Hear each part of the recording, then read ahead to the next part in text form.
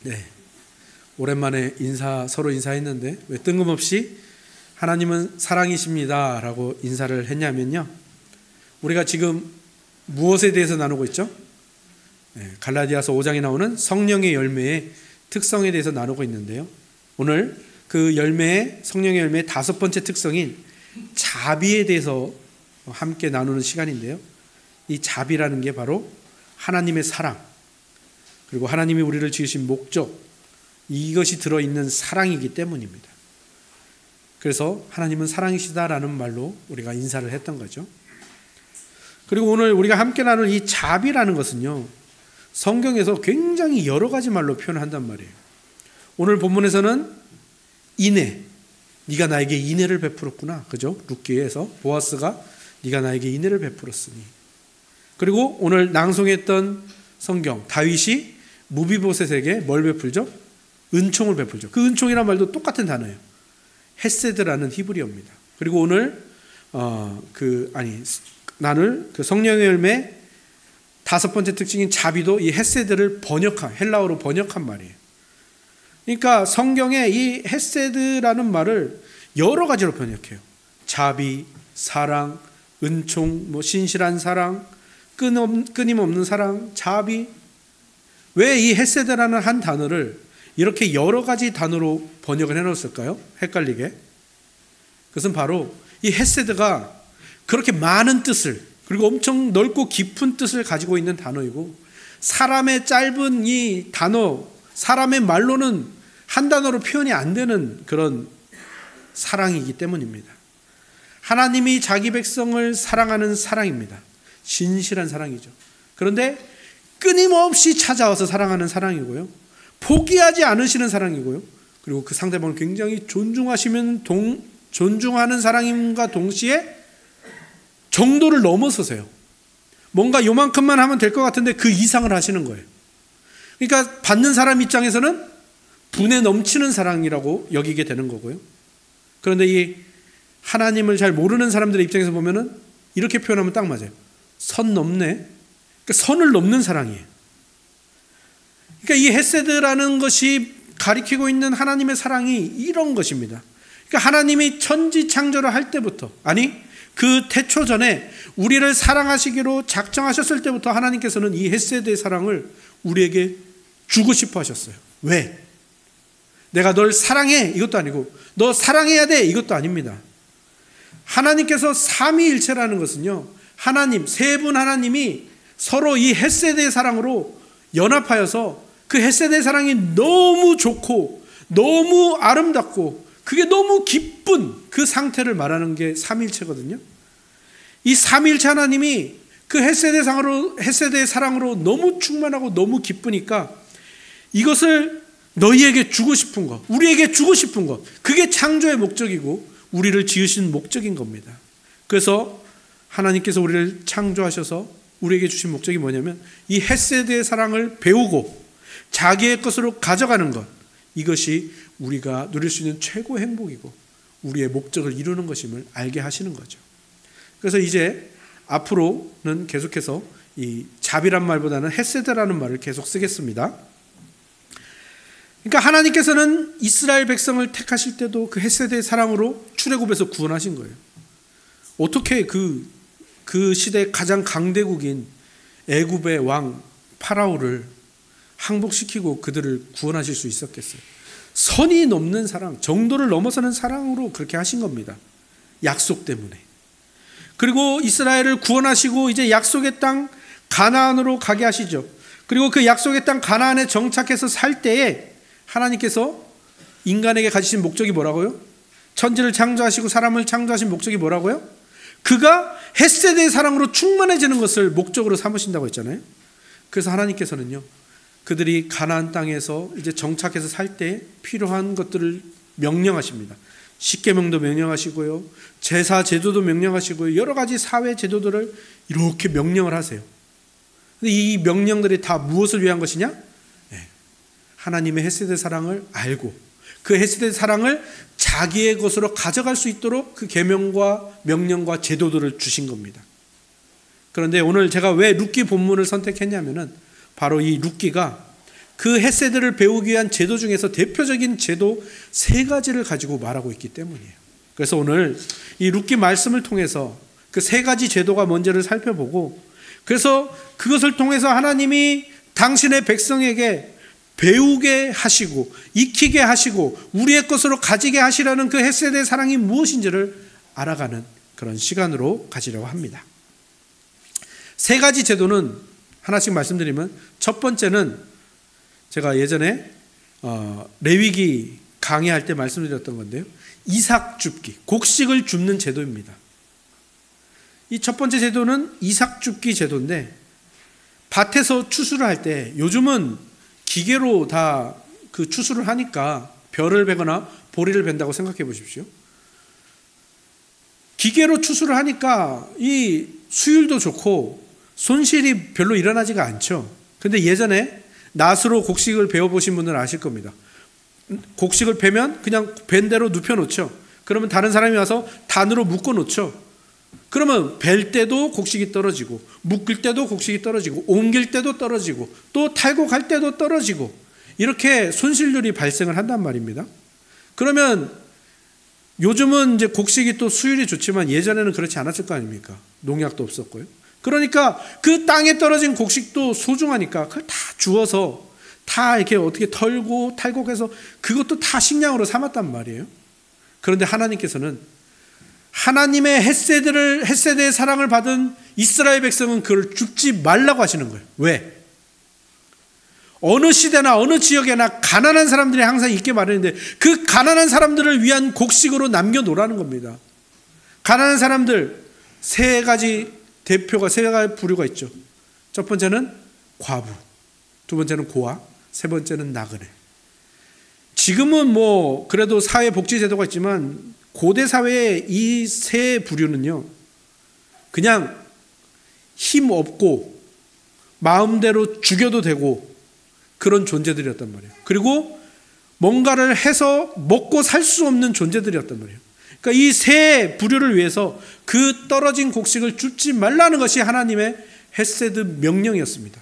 그래서 그렇게 남겨놓음으로 말미암아 그 하나님의 사랑을 배우라는 거죠.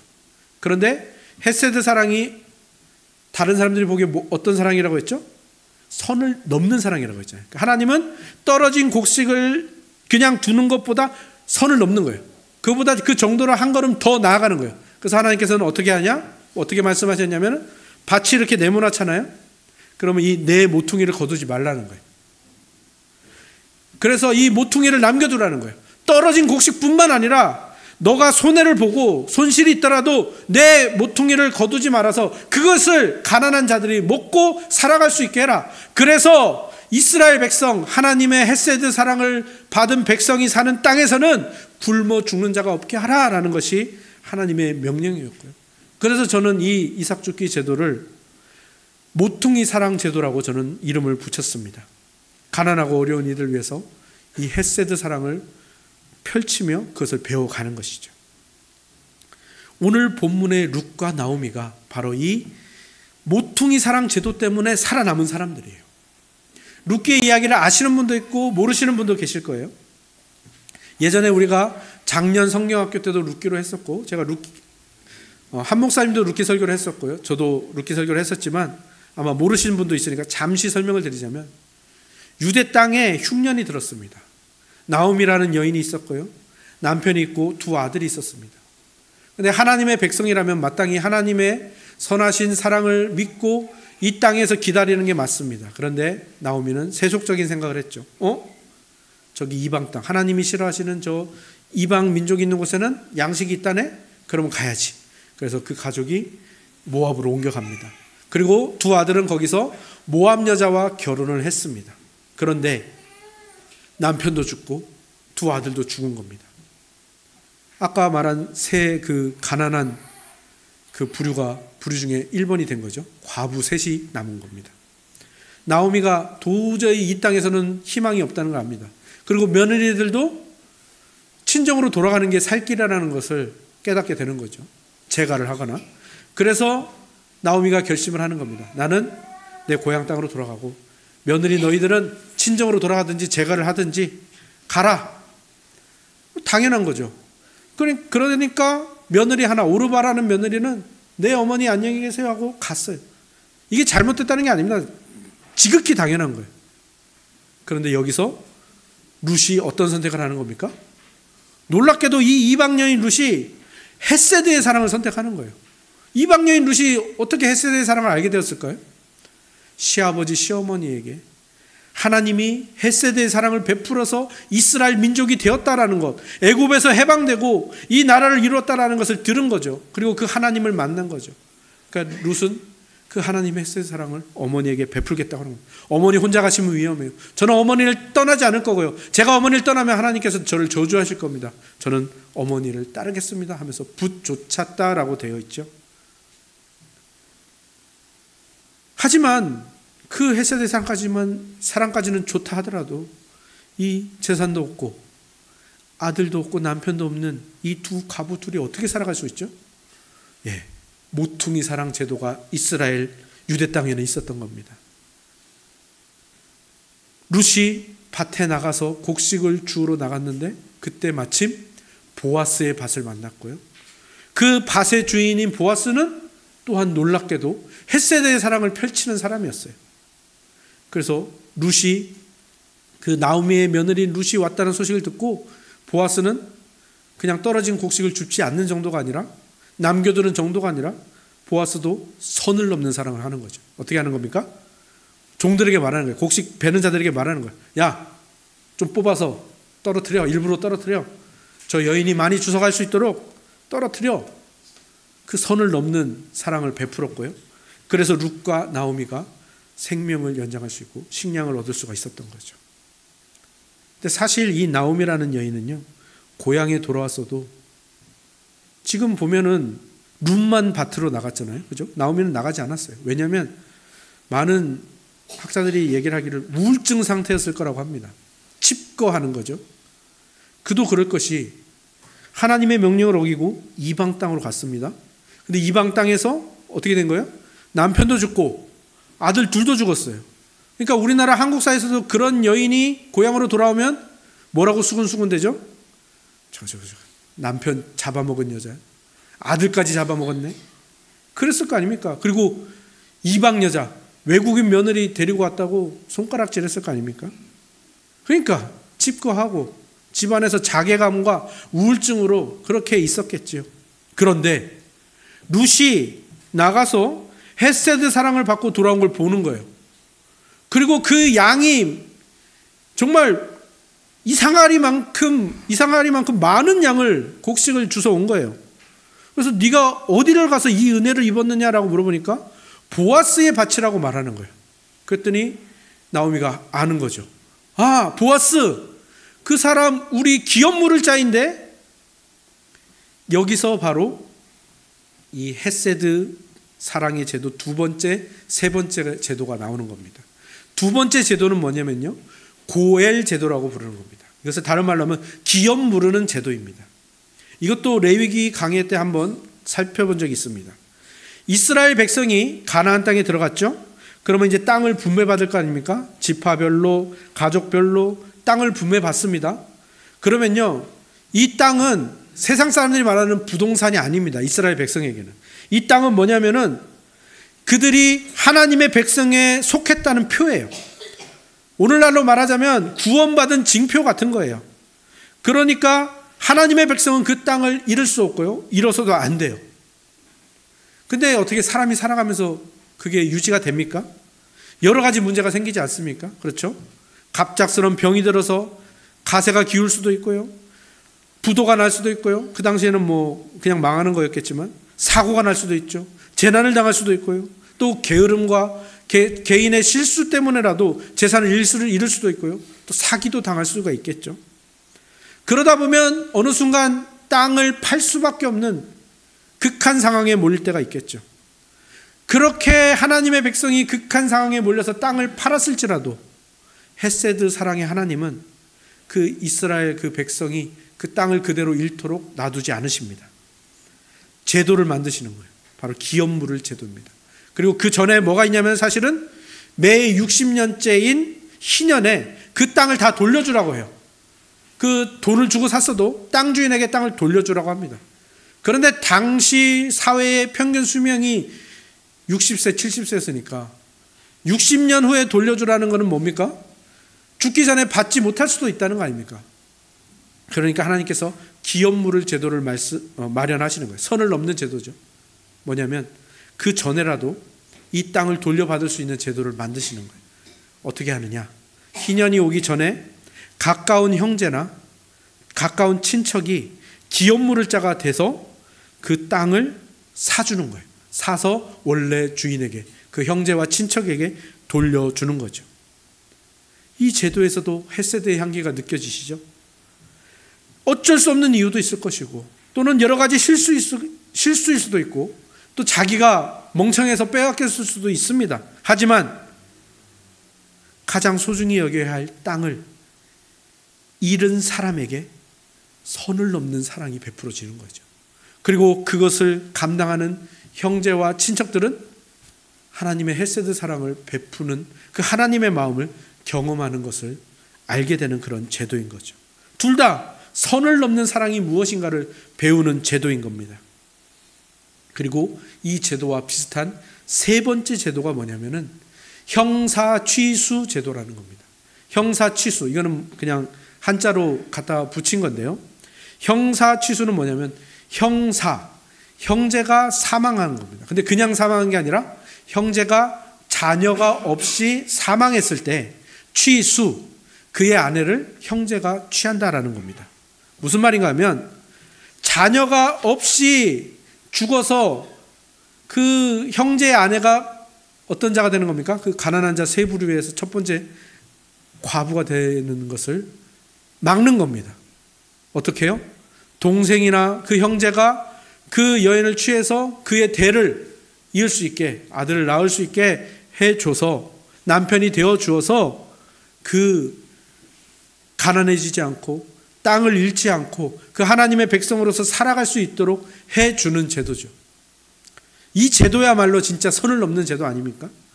요즘 시대와는 전혀 맞지도 않고, 그리고 사실 신약시대는 예수님이 우리의 온전한 그리고 진짜 신랑이요 남편이 되어주셨기 때문에 신약시대는 이 제도는 폐지가 되었죠. 하지만 당시에 고대 사회에는 이것이 정말 소중한 제도였고, 이스라엘 백성, 하나님의 헤세드 사랑을 받은 이 나라 외에는 전혀 시행할 엄두조차 못 내는 그런 제도였죠.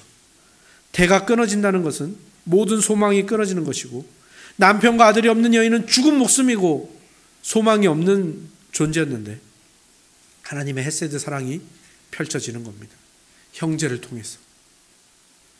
그래서 선을 넘는 사랑, 분에 넘치는 정도의 지나친 사랑을 받아서 한 가정이 회복이 되는 것이죠. 그러니까 이 룻기에는 모퉁이 사랑이라는 제도, 기업 무르는 제도, 형사 취수 제도, 이 세 가지 제도가 똘똘 뭉쳐서 하나님의 헤세드 사랑이 무엇이고 그 헤세드 사랑을 받은 사람들이 어떻게 헤세드 사랑을 배워가고 베풀고 받고 있느냐를 보여주는 성경인 겁니다. 우울증과 자괴감에 빠졌던 나오미는요, 룻에게서 헤세드 사랑을 받았고요, 또 그 룻이 보아스에게서 헤세드 사랑을 받은 것을 보면서 이제 머리와 계산이 막 팽팽 돌아가기 시작한 겁니다. 그래서 두 번째, 세 번째 헤세드 사랑을 기대하게 되는 거죠. 나오미가 계획을 짜기 시작합니다. 통계와 합리성, 숫자와 논리를 가지고 가능성을 타진해 보기 시작하는 거예요. 이건 전혀 성경적이지 않고 그냥 인간적인 계획을 짠 거죠. 보아스와 룻이 그런 대화를 했다고? 친밀해졌다고? 말이 통하는 것 같으네? 그러면 보아스와 룻을 어떻게든 엮어야겠다, 결혼을 시켜야겠다라는 것을 넘어서 엮어야겠다는 겁니다. 그래서 이제 나오미가 기다리는 겁니다. 이 보리 추수가 6주에서 8주 정도 걸리니까 이 기간이 끝나기 전에 뭘 해야겠다는 생각이 드는 거예요. 그래서 이제 나오미가 어떻게 합니까? 추수가 끝나는 날을 노리는 거예요. 왜? 추수가 끝나는 날은 이 이스라엘 전통에서 뭐가 있었냐면은 그 밭에서 잔치를 하고 그 땅을 주시고 추수하게 하신 하나님께 감사하면서 그 땅에서 그 곡식단 있는 곳에서 자는 것이 그런 풍습으로 있었단 말이에요. 그 날을 노리는 거죠. 그래서 보아스가 그날 밭에서 잘 거니까 룻을 예쁘게 꾸며서 보아스에게 가서 하룻밤을 지낼 수 있게 하는 거죠. 이 인간적이고 어리석은 계획을 하는 겁니다, 나오미가. 그리고 여기 성경에는 굉장히 얌전하게 번역이 되었지만 이 고대 히브리어를 보면요, 이거는 굉장히 성적인 단어들입니다. 그러니까 나오미는 지금 룻에게 성적인 매혹을 발해서 보아스를 유혹하라고 하는 거예요. 그러면 보아스가 알아서 할 것이다.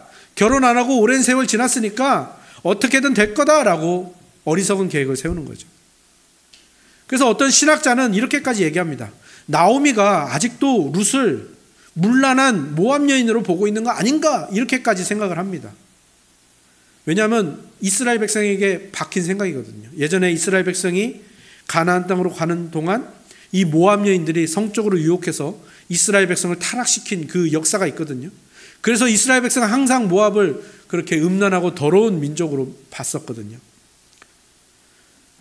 그리고 이 형사 취수 제도도 남편으로서 가정을 이루는 그런 일도 했지만 보통은 그냥 아이를 낳게 하는 이런 식으로 형사 취수 제도를 사용했던 그런 일들이 많았기 때문에 그냥 첫날 밤을 치르는 것으로만 진행했던 그런 경우가 있기 때문에 나오미는 그저 어떻게든 보아스를 통해 룻이 자녀를 낳을 수 있으면 좋겠다, 이 생각만 한 거죠. 그러니까 지금 나오미에게는 지금 룻에 대한 배려는 전혀 없고 어떻게든 이 난국을 타개하겠다라는 그 생각밖에 없는 거예요. 자기 중심적이죠. 그런데 여기에도 하나님의 헤세드 사랑이 부어지고 있어요. 인간이 이렇게 무모하고 어리석은 계획을 짰는데 하나님께서 그 계획을 선으로 바꿔주시는 거예요. 성경에는 이런 이야기가 많이 나오죠. 대표적인 사건이 요셉 사건 아닙니까? 형들이 요셉이 미워서 이 녀석을 죽여야 되는데 죽이면 좀 그렇고 돈이라도 벌자 하면서 애굽 상인들에게 팔아버린단 말이에요. 근데 그 인간의 악한 계획이 어떻게 변했습니까? 이 요셉이 애굽의 총리가 되고 이 이스라엘과 그 온 지역에 흉년이 들었을 때 그들을 다 살리는, 그들을 구원하는 일을 만드셨잖아요. 그러니까 하나님이 이런 분이에요. 헤세드의 하나님은 이런 분이에요. 인간의 계획이 무모하고 어리석을지라도 그걸 선으로 바꾸시는 분이란 말이에요. 그러니까 우리가 하나님께 항복하고 이 헤세드의 사랑을 배워야 할 이유가 여기에 있는 겁니다. 사람이 마음으로 자기의 길을 계획할지라도 그의 걸음을 인도하시는 분은 하나님이시라는 이 고백으로 우리가 하나님께 항복을 하는 거죠. 그리고 룻은 어머니의 명령에 순종합니다.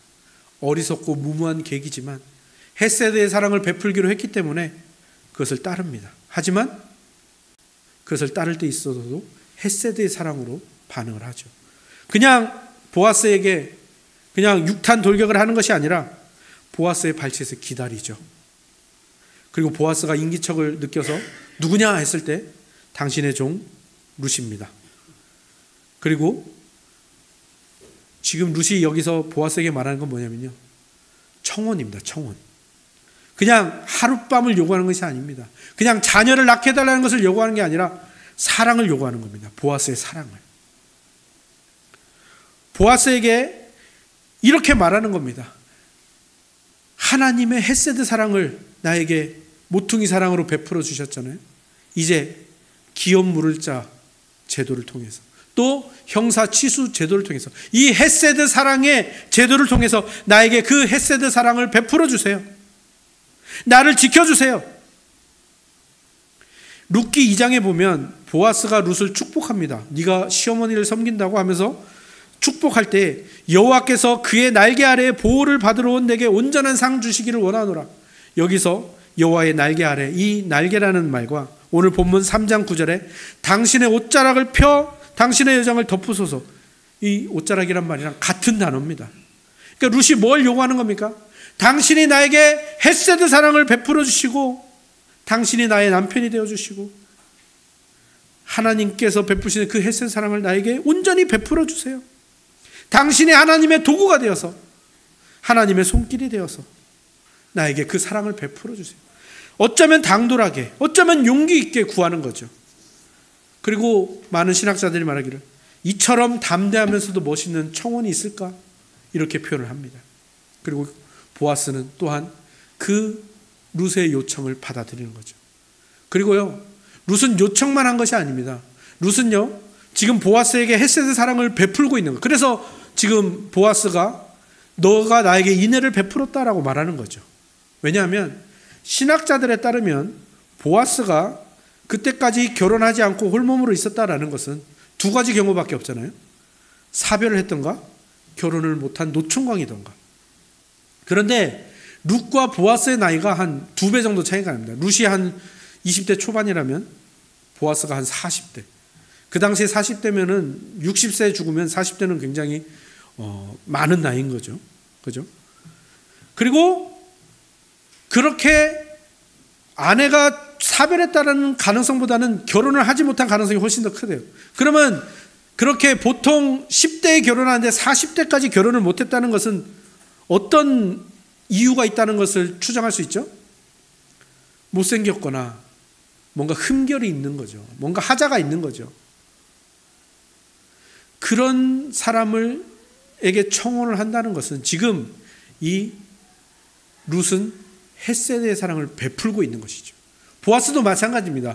보아스는 비록 결혼하지 않은 홀몸이지만 그 당시 사회에서 계급에서 한 3번째, 4번째를 지금 담당하고 있는 그런 사람입니다. 그리고 룻은 그 당시 사회 신분으로 보자면 16번째나 한 18번째, 그러니까 최하층민인 겁니다. 지금 거의 귀족과 최하층민의 이 차이인데 그 보아스도 이 청혼을 받아들인다면 진짜 말 그대로 선 넘는 사랑을 하는 겁니다. 헤세드의 사랑을 베푸는 거죠. 그러니까 이제 보아스도 아는 거예요. 이 룻이 지금 나에게 엄청난 용기와 사랑으로 헤세드의 사랑을 베풀고 있다라는 거. 그리고 보아스가 또 룻에게 그렇게 헤세드의 사랑을 베풀고 있다는 걸 서로 아는 거죠. 그러니까 서로 베풀고 서로 그 사랑을 받기를 원하는 것이죠. 그리고 이제 보아스가 그 청혼에 화답합니다.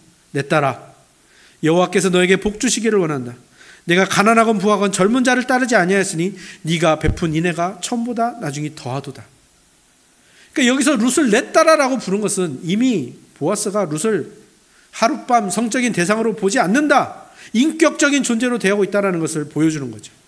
용기 있는 결단을 할 룻을 존중하고 헤세드의 사랑을 베풀고 있는 겁니다. 서로 분에 넘치는 선을 넘는 사랑을 베풀고 있고 서로 받고 있는 것입니다.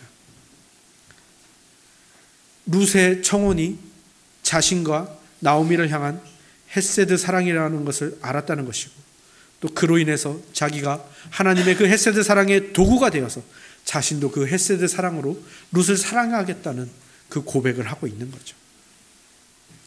그리고 이제 이 보아스는 룻을 위한 일들을 속히 행하기 시작합니다. 날이 밝기 전에 룻을 돌려보내고, 날이 밝자마자 이 룻의 기업을 물러주기 위한 법적인 절차들을 해결하고, 드디어 룻의 기업 물을 자와 룻의 남편이 되어서 이제 둘이 결혼을 하고요, 아이를 낳고 그 아름다운 믿음의 가문을 이룹니다. 그리고 그 가문에서 다윗 왕이 나오고요, 예수 그리스도가 탄생하게 되는 것이죠.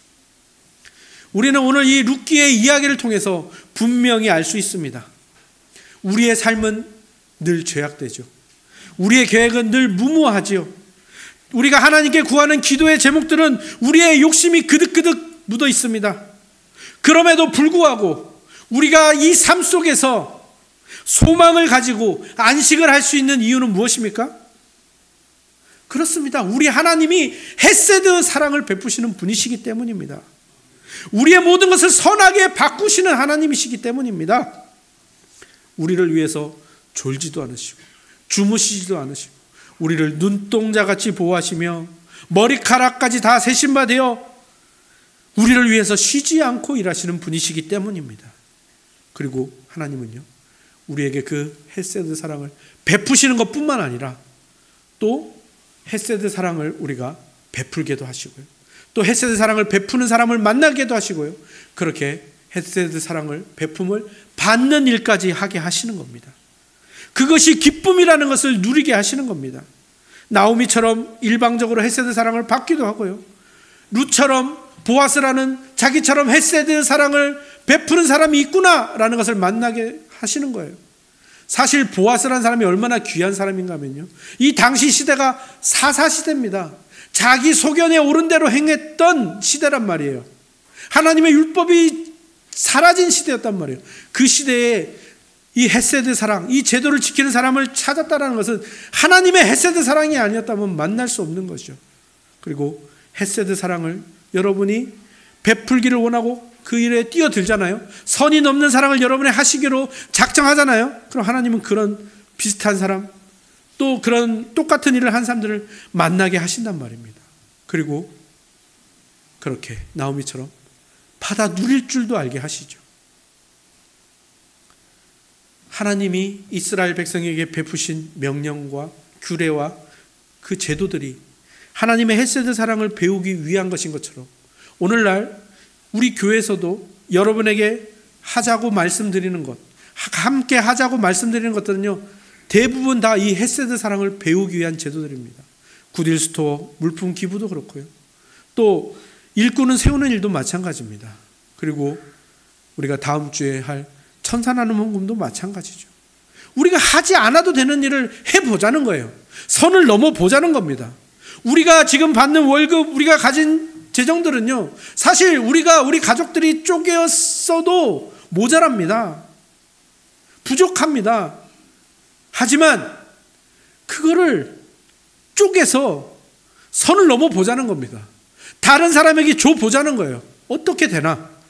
하나님께서 어떻게 이것을 사용하시나 보는 거예요. 그리고 이 선을 넘는 사랑을 하면서 나에게 하나님이 어떤 마음으로 사랑을 베푸셨는지를 알아가자는 겁니다. 그래서 여러분이 하나님께서 감동을 주신 또는 여러분이 정하신 그분에게 그분의 이름을 써서 이 천사 나누는 것에 한번 동참해 보세요. 그리고 헤세드의 사랑을 배워가 보시기 바랍니다. 여러분의 밭에 모퉁이를 남겨두는 거죠. 이게 있으면 우리 아들 밥 한 그릇 더 먹일 수 있지만, 내가 좀 더 배부르게 먹을 수 있지만 내가 좀 덜 먹고 모퉁이를 남기는 겁니다.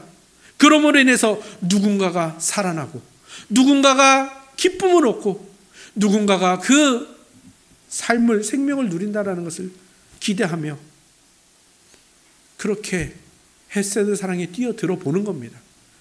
그리고 어떤 분은 또 그것을 받으시는 대상이 되겠죠.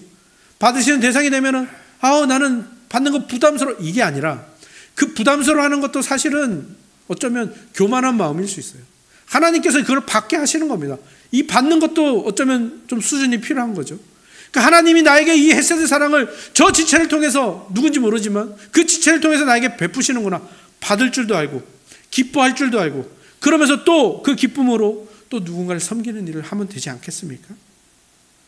그렇게 우리는 헤세드 사랑을 받고 있으며 앞으로도 받을 것이며, 동시에 헤세드의 사랑을 우리도 베풀 수 있다라는 것입니다. 오늘 말씀을 통해서 이 헤세드의 하나님을 만나시기를 소망합니다. 전 존재를 우리에게 내어주시고도 끊임없이 찾아오시고 계속해서 찾아오셔서 선을 넘는 사랑을 하시는 하나님을 만나시기 바랍니다. 우리의 모든 악함과 연약함을 선한 것으로 바꿔주시는 그 하나님, 헤세드의 하나님을 만나시기 바랍니다. 그리고 그분으로부터 받은 그 헤세드의 사랑을 기뻐하시며 또 그것을 나누어 주고 또 누군가를 통해서 받을 줄도 아는 그 기쁨을 누리시는 헤세드의 사람이 되어 여러분에게 주어진 인생을 행복과 기쁨과 승리로 채워가시는 저와 여러분들이 다 되시기를 주님의 이름으로 축원합니다. 아멘.